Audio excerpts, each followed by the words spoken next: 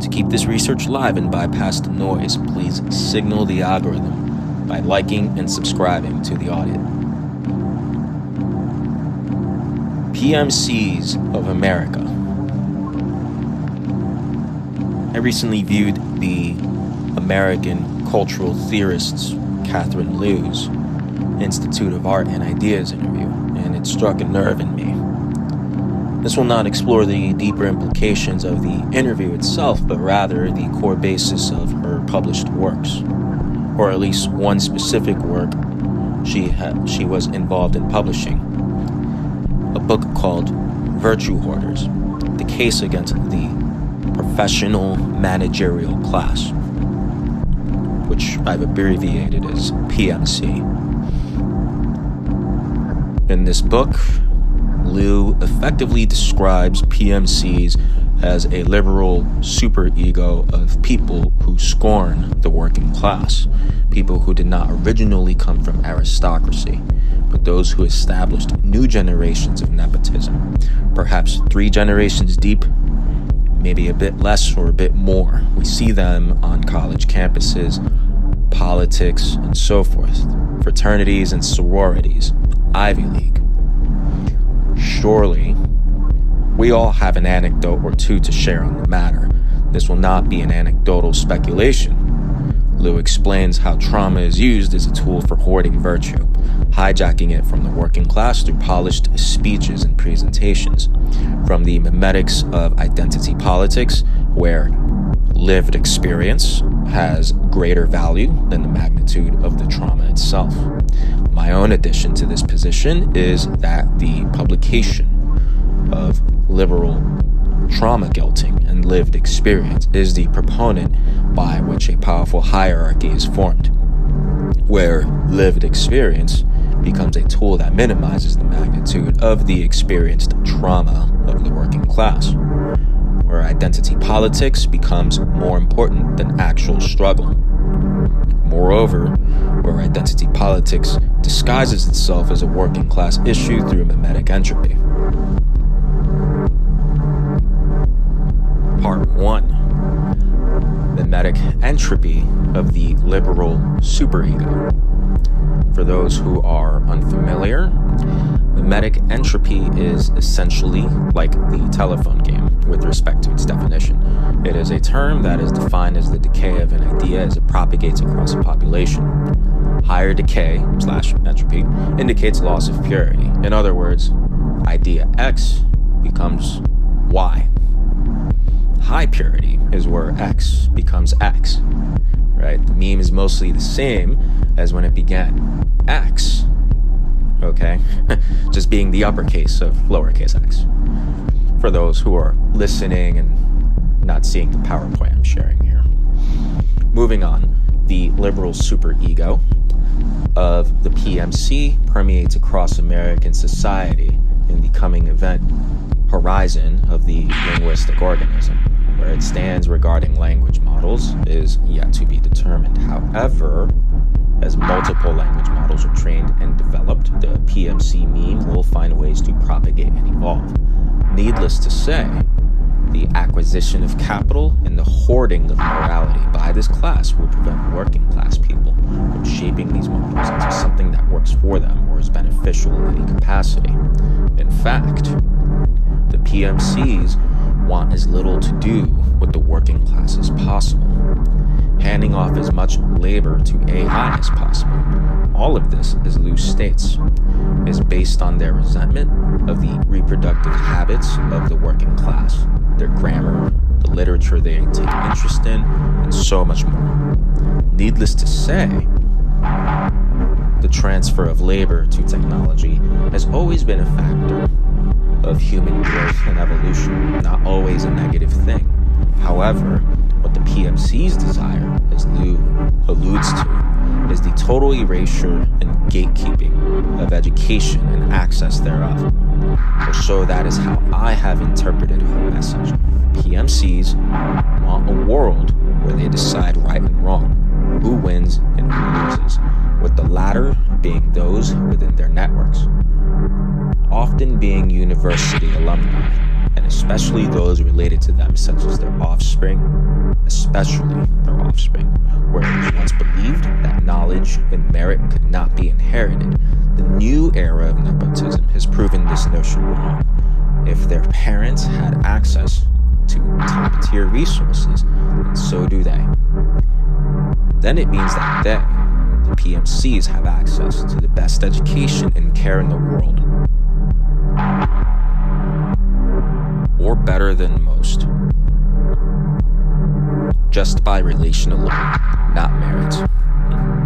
And that's fucking scary. Part 2. Eugenic sequestration of legacy PMCs. Eugenics is mostly associated with notions of white supremacy. That said, its actual definition is more in line with Nick Land's idea of homo autopoietic, or placitus. It's a portmanteau of auto and multiplicity, as used in the philosophy of Deleuze and Guattari. In Land's framework, it describes a system or entity that is defined by its ability to self-reproduce through complex, nonlinear folding. Basically, bringing about human 2.0, essentially. Well, at the very least, the driving ambition behind eugenics is such. Now, moreover, eugenicists hold strict and rigid views of deterministic outcomes, where some are just more apt than others, a fixed mindset essentially, generally by race or ethnicity. In the case of the PMCs, this refers to the difference between themselves and the working class, where those of the working class are inferior in terms of their intelligence, linguistic ability, and social skill, the creation of a perception of superiority through sequestration of these educated elites. These elites, who are essentially like the Hindi Kshatriya caste, second to the higher caste, the Brahmins.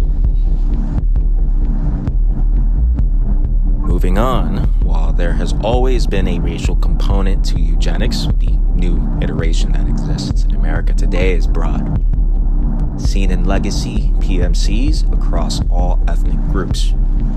The perspective of determinism is damn near omnipresent, disguised through virtuous mimetic concepts and perpetuated through speech, phrases, and terms used in clinical psychology or psychiatry have become weapons and tools utilized by the PMCs, establishing a framework of ethical practices that justify the radically increasing cost of living.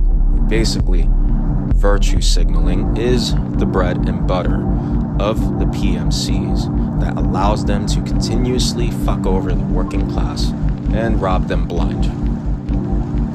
Part 3. Narrowing it down. 5 mechanisms of the PMCs. Number 1 is the NGO-ification of dissent.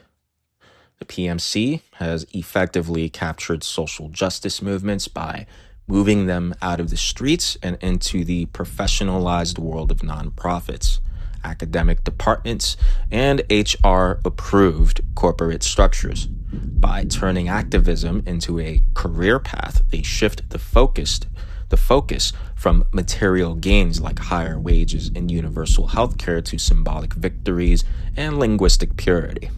This professionalization allows the manager to maintain their status while the actual economic conditions of the working class continue to erode, essentially turning dissent into a product they are uniquely qualified to consult on.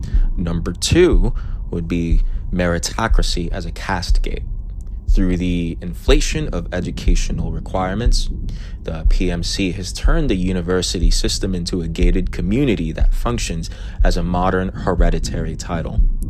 By requiring degrees for entry-level work that previously only required skill, they lock the working class out of economic stability. They then use this merit to disparage the excluded for their supposed lack of intelligence or bad taste. This creates a sequestration of social capital, where credentials serve as the divine right of the kshatriya managerial caste, to dictate the terms of life to those below them. Number 3 is the managerial welfare state.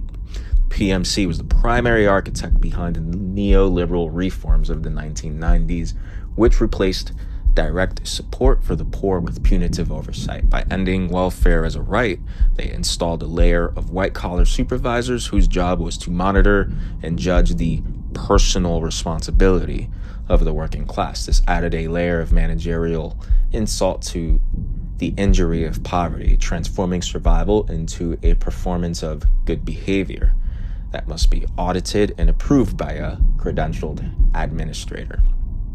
Number 4 would be the lifestyle colonization. Gentrification is the physical manifestation of PMC virtue hoarding. When this class enters a neighborhood, they don't just bring higher rents, they bring a moral code that criminalizes working class habits. Using local community boards and zoning laws, they police the aesthetics of the neighborhood, targeting bad diets by replacing local food sources with high-end organic markets and disparaging unstable families. It is a form of internal colonization that displaces the original residents, both economically and culturally. Number 5 would be the trauma economy.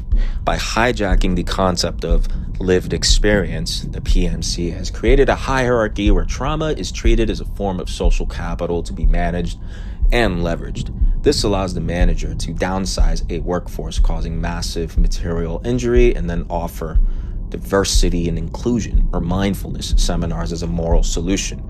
Seminars, not actual physical solutions. In this economy, the magnitude of the trauma matters less than the ability to articulate it in polished academic speeches, ensuring that the PMC remains the essential intermediary between the elite and the suffering. The audit. Labor becomes a black box.